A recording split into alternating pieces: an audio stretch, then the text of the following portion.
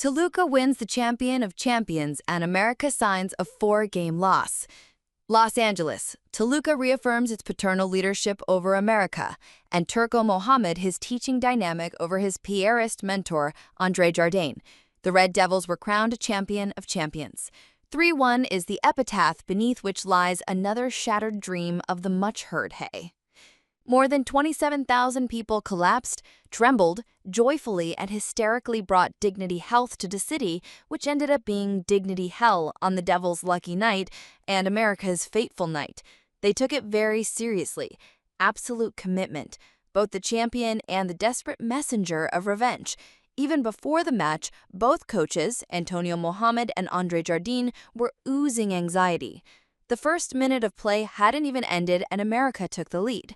Brian Rodriguez opened up a path down the left, his back pass finding Alejandro Zendejas' posture and composure, and the number 10 hit it likewise. A stunning goal in the 56th second. Diego Lopez saw the ball pass somewhere else. 1-0. Toluca felt uncomfortable with such a surprise, but the reigning champion regained its composure and, without becoming disorganized, began to resist the Americanist attacks in search of a second goal. At 12, a ball rejected by the Americanist defense found Franco Romero, unmarked and unhindered, and his shot went low, angled, powerful, although the impression remained that Luis Angel Malagón, with no one blocking his vision, was taking the shot too late. 1-1. Toluca is starting to feel comfortable, especially since El Turco Mohamed is rearranging Canelo Angulo and Marcel Ruiz to contain the mischief Fidalgo, Borja, and Rodriguez were trying to create. One adjustment and he's tied up 3 players. A bit of everything, struggles under the command of Mohamed and the extreme strength of America. Ups and downs, while in the stands the high-decibel, resounding celebration, which never stopped from the start of the match, overwhelmingly accompanied the Eagles' attempt to hunt down the team.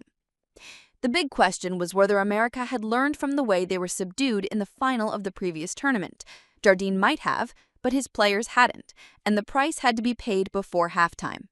At 48, with the referee, his stopwatch, and whistle blowing, eager to end the first half, he approves a corner kick. Alexis Vega takes the shot, and Bruno Mendes beats the sluggish Americanist marker, twisting his neck, heading for the far post. 2-1 Toluca. Jardine shook his head. Once again, his team fell victim to Mohamed's tricks. For the second half, El Turco resorted to a simple approach: waiting.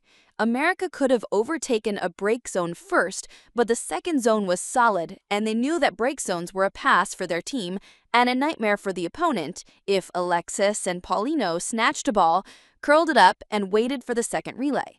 And while Toluca relied on extreme stoicism, juggling and rescuing their gear in the background, America persisted with all the resources that intensity, desperation, and wounded pride can bring. And of course, class, which is also abundant in El Nido. But America falls once again into the scarlet ambush. Resisting at the back, but with massive transitions and attacks, Toluca finishes the night. Rebounds in America's box, a header from Castro, who had replaced Marcel, and Paulino, with that mix of shrewdness, technique, and suddenness, leaves Malagón stunned. Once again, a goal that VAR should have validated. 3-1, Jardine devastated. He can learn, no doubt, but can he teach?